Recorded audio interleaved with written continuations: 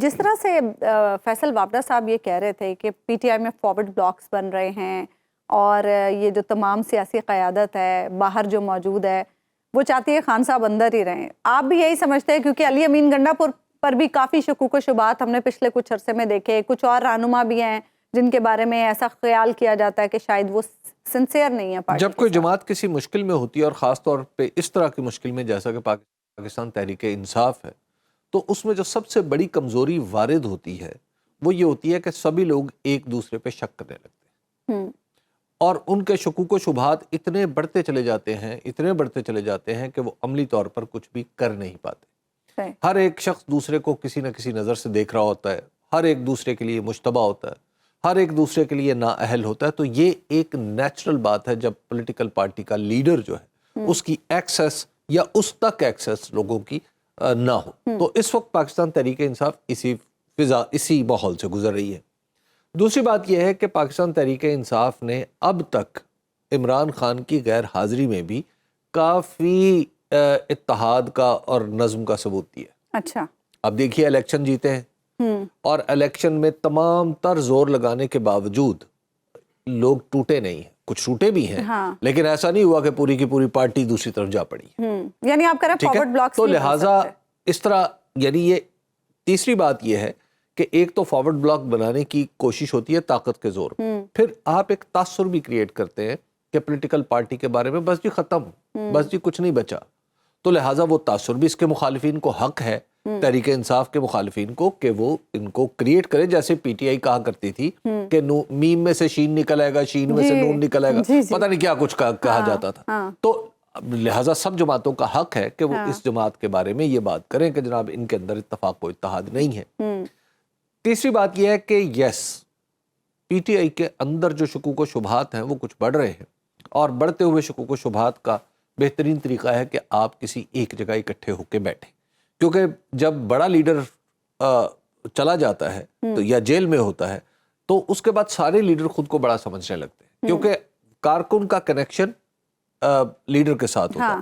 مثال کے طور پہ آج ہی مجھے فیصل چودھری صاحب جو پاکستان تحریک انصاف کے وکیل ہیں وہ بتا رہے تھے کہ جب وہ ملنے گئے عمران خان صاحب سے تو ان کی تو داڑھی خان صاحب کی کافی بڑی ہے۔ اچھا، تو وہ کہہ رہے تھے کہ وہ کافی اچھے لگ رہے تھے خان صاحب۔ ہم نے وہ اے آئی جنریٹڈ ان کی ایک داڑھی والی تصویر دیکھی بھی ہے، تو وہ فیصل صاحب کہہ رہے تھے ایگزیکٹلی ویسے لگ رہا ہے۔ اچھا جی، تو خیر، تو عمران خان صاحب نے کے پاس گئے تو وہاں پہ انہوں نے کہا، فیصل چودھری مجھے بتا رہے تھے، کہتے میں نے خان صاحب کو کہا، خان صاحب ہم ہیں آپ کے کارکن اور ہم نے آپ کے اور اپنے درمیان کسی کو نہیں آنے دینا کہ بیچ میں کوئی اور سمجھے کہ جناب وہ آ گیا ہے تو میں وہ بڑا آدمی ہو گیا تو لہٰذا وہ نہیں آنے دینا۔ اب جیسے بشرا بی بی صاحبہ باہر آئی ہیں، اب جو بھی پارٹی میں تھوڑی بہت ہم تقسیم اور لڑائی جھگڑے کی خبریں ہم سن رہے تھے، کیا وہ متحد کر لیں گی لوگوں کو یا وہ کوئی ایسا کردار نہیں ادا کریں گے؟ ایک تو وہ سیاسی خاتون نہیں، اور دوسری بات یہ یعنی سیاستدان نہیں، دوسری بات یہ ہے کہ عمران خان صاحب شاید اس بات کو پسند نہ کریں کہ وہ فیملی کے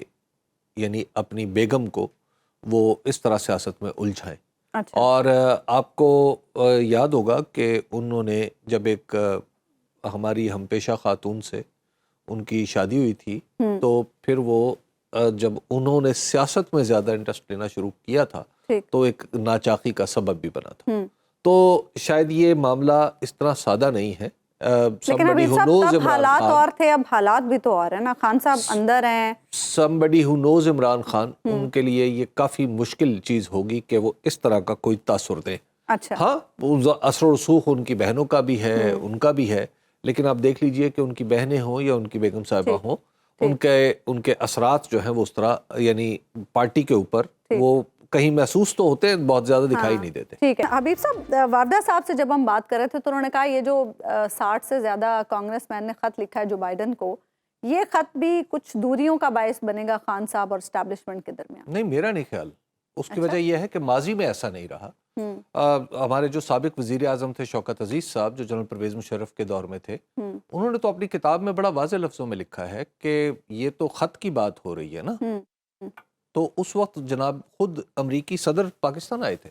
اچھا، اور امریکی صدر نے پاکستان آ کے جنرل پرویز مشرف کو، یہ ہمارے سابق وزیر اعظم کی کتاب ہے، جنہوں نے جنرل پرویز مشرف کو کہا تھا کہ آپ نواز شریف کی حفاظت کریں گے، آپ انہیں اس طرح کوئی کیپٹل پنشمنٹ نہیں دیں گے. اچھا. اس کے بعد کیا ہوا کہ اس کے جیسے ہی جنرل پرویز مشرف گئے اگلے دن ہی جو ان کو کیپٹل پنشمنٹ کی بجائے ان کو عمر قید کی سزا دی گئی. اور پھر جیسے ہی وہ گئے تو پھر دوسرا جو معاملہ ہوا وہ ہمارے دوست سعودی عرب اور لبنان کے رفیق حریری صاحب دونوں بروئے کار آئے اور وہ ان کو نکال کے لے گئے. تو امریکہ کی جو یہ تو ابھی خط لکھا گیا ہے نا, اس وقت تو خود امریکہ ہی آ گیا تھا یہاں پہ, تو اس وقت تو نواز شریف صاحب کو بچایا تھا نا. اسی طرح جو رچرڈ باؤچر صاحب ہیں امریکہ کے, وہ پاکستان کی سیاست میں بڑے دخیل رہے ہیں. اس کی وجہ یہ ہے کہ یہ بھی انہوں نے اپنی کتاب میں لکھا ہے. انہوں نے کتاب میں لکھا ہے, یعنی شوکت عزیز صاحب نے, کہ رچرڈ باؤچر نے ان کو بتایا, یعنی شوکت عزیز کو کہا کہ جنرل پرویز مشرف اور محترمہ بے نظیر بھٹو جب انہوں نے آپس میں ڈیل کر لی تھی, اور ڈیل کہاں سے کی تھی, اس وقت بھی امریکہ اور بالخصوص انگلینڈ کی بیچ میں آنے سے وہ ڈیل ہوئی تھی. یعنی ایک طرف اسٹیبلشمنٹ تھی, بیچ میں انگلینڈ اور امریکہ تھے, ایک طرف محترمہ بے نظیر تھی, تو اس طرح ڈیل ہوئی تھی. تو لہٰذا یہ کوئی پریشانی کی بات نہیں. اور اس وقت یہ جو ڈیل آپس میں کر رہے تھے وہ یہ تھی کہ یعنی پرویز مشرف اور محترمہ چاہتے تھے کہ نواز شریف صاحب پاکستان نہ آئے. تو اس وقت بھی جناب نواز شریف صاحب خود نہیں آئے تھے. ان کی سپورٹ میں ہمارے جو سعودی شاہ ہیں انہوں نے رول پلے کیا تھا. تو لہٰذا یہ کہنا کہ جناب امریکہ میں خط لکھ کے دیا ہے تو اسٹیبلشمنٹ ان کے خلاف ہوگی, بھائی یہ تو ماضی ہے ہمارا, اور کون سا دور کا ہے, تازہ ہے. ٹھیک ہے. اچھا حبیب صاحب, بلاول بھٹو زرداری نے ایک بڑی امپورٹنٹ بات کی ہے. انہوں نے انٹرویو دیا ہے بی بی سی کو, اور اس میں انہوں نے کہا کہ چیف جسٹس قاضی فائز عیسیٰ کی موجودگی کی وجہ سے ہی حکومت اتحاد کو 26ویں آئینی ترمیم لانے کا موقع ملا, کیونکہ اتنا بڑا کام کسی اور چیف جسٹس کی موجودگی میں ممکن ہی نہیں تھا. بلاول بھٹو زرداری صاحب نے قاضی صاحب کو زیر بار کر دیا یہ بات کہہ کے. قاضی صاحب کے بارے میں پہلے ہی بہت ساری بدگمانیاں تھیں, یعنی بدگمانیاں ہیں بھی, خاص طور پر پاکستان تحریک انصاف تو ان کا اظہار کرتی ہے, اور کچھ ہم جیسے طالب علم بھی ہیں جو یہ سمجھتے ہیں کہ قاضی صاحب کا جو تفہیم قانون ہے اور طریقہ استدلال ہے وہ کچھ مختلف ہے. پھر اس کے بعد قاضی صاحب, آپ کو یاد ہوگا, ایک دفعہ پارلیمنٹ کے اندر ہی چلے گئے تھے, اگرچہ وہ کنونشن تھا لیکن پارلیمنٹ ہال میں وہ بیٹھے تھے, تشریف رکھتے تھے سیاستدانوں کے ساتھ. تو اس وقت بھی ان کے اوپر کچھ بات چیت ہوئی تھی, بہت سارے لوگوں نے ناک منہ چڑھایا تھا. تو یہ تو تقریباً الزام کسی کیفیت ہے قاضی صاحب کے اوپر. قاضی صاحب کے اوپر آپ جو مرضی, یعنی ان کے طریقے استدلال کے سے اختلاف کرنے کے باوجود میں یہ نہیں سمجھتا کہ قاضی صاحب کسی نہ کسی درجے میں کہیں ملوث ہوں گے جس طرح بلاول بھٹو زرداری صاحب کہہ رہے ہیں. اچھا, نہیں وہ تو یہ کہہ رہے ہیں کہ وہ پارلیمنٹ کی اطاعت اور آئین کی پیروی کرنے کے لیے اس حد تک تیار تھے کہ چاہے اس میں ان کی ذاتی طاقت ہی کیوں نہ قیمت پر لگ جائے. پارلیمنٹ کی اطاعت بالکل کہیں نہیں لکھی ہوئی. یہ بلاول بھٹو زرداری صاحب کو پتہ نہیں کون قانون پڑھا دیتا ہے. اچھا بھائی پاکستان کے دستور کی اطاعت ہے. ہاں نہیں, انہوں نے یہی کہا پارلیمنٹ اور آئین. جی نہیں, پارلیمنٹ ہے ہی نہیں ہے. اچھا بھائی دستور کی اطاعت ہے. دستور کی اطاعت جتنی مجھ پہ فرض ہے اتنی جسٹس قاضی فائز عیسیٰ پہ فرض ہے. تو پارلیمنٹ کی سپریمیسی, پارلیمنٹ کو سپریم کہنا, ہمارے دستور میں تو صرف ایک ہی چیز لکھی ہے, وہ ہے کہ یا اللہ تعالیٰ سپریم ہے یا پھر کورٹ سپریم. اچھا, یہ دو جگہ پہ لفظ آیا. اچھا, رانا ثناء اللہ صاحب کہہ رہے ہیں کہ جسٹس منصور علی شاہ بہت قابل جج ہیں, بہت اچھے انسان ہیں, ان سے متعلق جو بھی چیزیں ہوئیں وہ سب پی ٹی آئی والوں کی وجہ سے. جب اگر پھر ایسا ہے کہ وہ پھر ان کے ساتھ کھڑے ہو جاتے نا منصور علی شاہ صاحب کے ساتھ, کیونکہ یہ جو کچھ بھی ترمیم ہوئی ہے یہ دو افراد کی وجہ سے ہوئی. ایک فرد کا نام امیڈیٹلی اگر دیکھے تو وہ منصور علی شاہ صاحب ہے, اور دوسرا شخص جو ہے وہ جیل میں بیٹھا ہے, اس کا نام ہے عمران خان. ان سوائے ان دو افراد کو آپ نکال کے اس ترمیم میں ہے کیا؟ یعنی عدالت کو اس لیے زیر نگین کیا گیا ہے کہ وہ کہیں ایسا نہ ہو کہ عمران خان کے جو پولیٹیکل کیسز ہیں ان میں کوئی ایسا فیصلہ آ جائے جو دستور کے مطابق ہو لیکن حکومت کو برا لگے.